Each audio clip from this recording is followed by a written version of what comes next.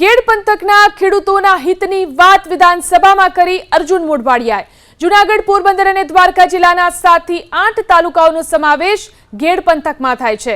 આ તાલુકાઓ એવા છે જ્યાં લાંબો સમય સુધી ચોમાસામાં પાણી ભરાયેલું રહે છે, જેથી ખેડૂતો પાક લઈ શકતા નથી। પરંતુ હવે બજેટમાં આ પ્રોજેક્ટ માટે 170 કરોડ ફાળવવામાં આવ્યા છે। પ્રોજેક્ટનો અભ્યાસ કરીને સમસ્યાના કાયમી નિકાલ માટેની યોજના અમલમાં મૂકવામાં આવશે। પૂર નિયંત્રણ અને સિંચાઈ યોજના હેઠળ કામગીરી કરવામાં આવશે। સરકારે તેની સૈદ્ધાંતિક મંજૂરી આપી દીધી છે। યોજના પૂર્ણ થયા બાદ ખેડૂતો સારી રીતે અહીં દરેક સિઝનમાં પાક લઈ શકશે। આ પ્રોજેક્ટમાં કુલ 1500 કરોડનો ખર્ચ થશે।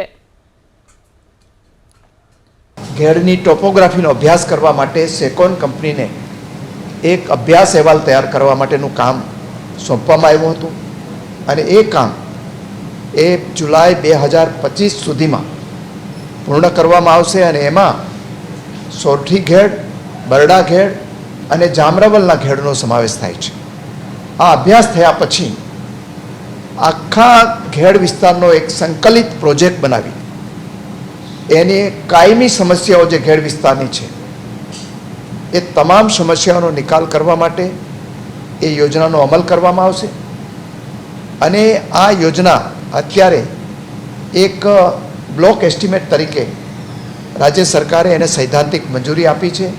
એમાં આ યોજના પાછળ લગભગ 1500 કરોડ રૂપિયા જેટલી રકમનો ખર્ચ થવાનો છે અને એના માટે ચાલુ બજેટમાં 170 કરોડ રૂપિયાની જોગવાઈ કરવામાં આવી છે।